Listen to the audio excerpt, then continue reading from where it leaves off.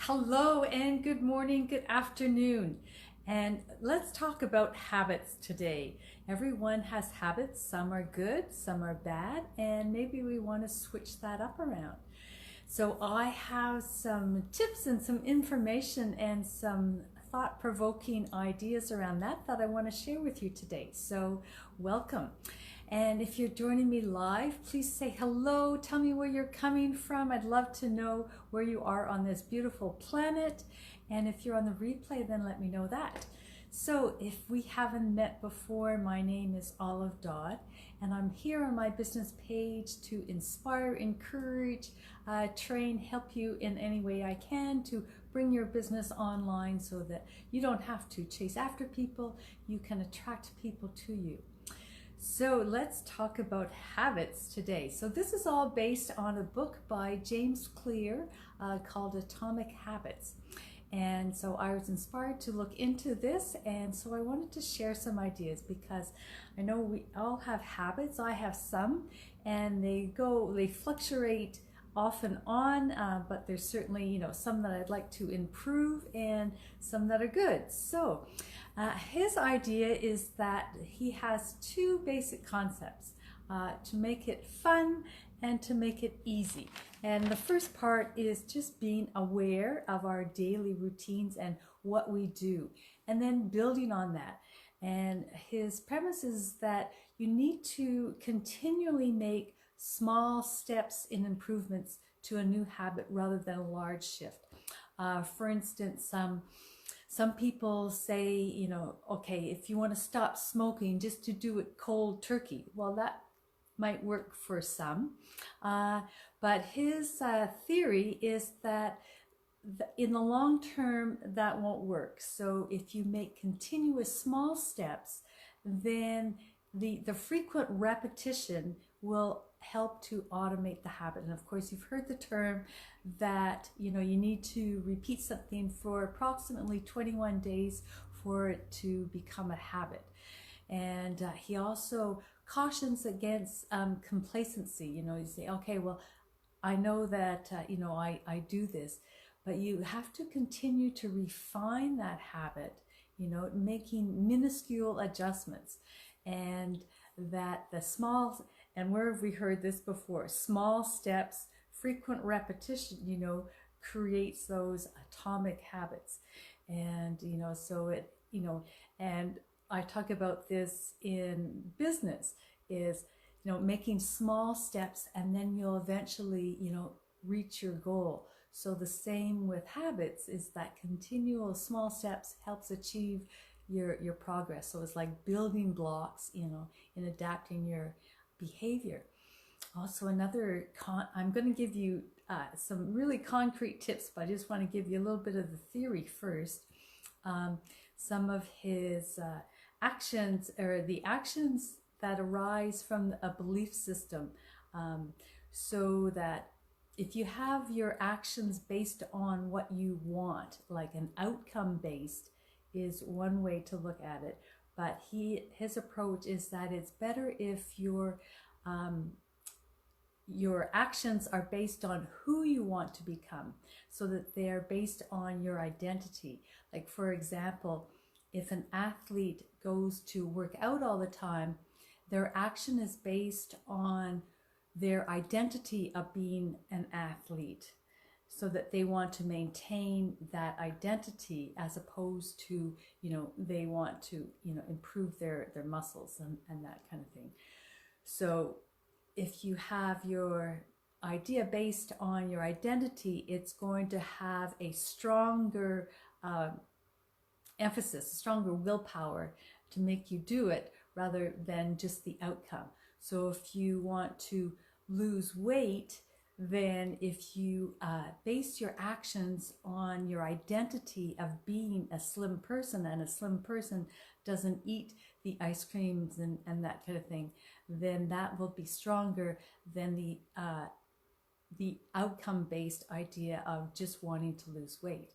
So that's an interesting concept. So thinking about who you want to be. And I just, talked about that last week in our behaviors of being the person first. Be I forget it now. The be comes first. Be the person first, and then the do, and then the have. So how about some concrete action? So the first thing, of course, is making it easy. So in order to make it easy, he suggests that you habit stack. So take a habit that you already do and then create the new habit just before or just after the habit that you already do. So combining them. So for instance, if you have a shower, so then you clean your shower, you clean your toilet before you have your shower, before or after. Or for instance, now I've created a habit of cleaning my kitchen and everything before I go to bed, so that then when I wake up in the morning, I wake up and everything's ready for me in the morning, and I can just get into my morning routine, and I don't have to worry about cleaning up, putting the dishes away, and that kind of thing. Or another example is when I go to do my live, I have my tripod and my everything all set up and ready to go, so that then it makes it much easier for me to do that. And another one for me is checking comments. So when I go to sit down at my desk in my office, then the first thing I do is check comments and my inbox and that kind of thing, so that I can reply to comments. And while I'm making my breakfast, I also put some headphones in so I can move around, and I listen to training or lives or podcasts or things like that, things that I can listen to, while I'm doing things I don't have to really think about. So it is multitasking, but the making of my smoothie in the morning is so automatic to me that I can, really concentrate on what I'm listening to at the same time. So habit stacking, so just either before or after, so that then you start to associate that new habit with the old habit. And then the flip side of that is to make it hard. So habits that you want to not do anymore, making it more difficult. So if you're deciding between maybe working on a course that you're learning or watching Netflix, then maybe putting the remote control in the closet where it's hard to find or something like that. Take the batteries out of the remote control. For me, I made a challenge for myself for November that I wasn't going to eat any chocolate. So I just remember that in my mind. That's another way for me to make it. I just challenged myself. And then when I had a habit of, when I sat down at my desk to, especially first thing in the morning or after I had my smoothie, is to have some chocolate. And that was kind of my reward. Okay, I'm going to go to work now. And so I just said, no, okay, for the month of November, I'm not going to have any chocolate at all. So then I go to think about that and I go, nope, I promised myself that, I challenged myself that I wasn't going to do that. So just to make it a little bit hard for yourself or whatever it takes, that's the first one. And then the second part is just making it fun.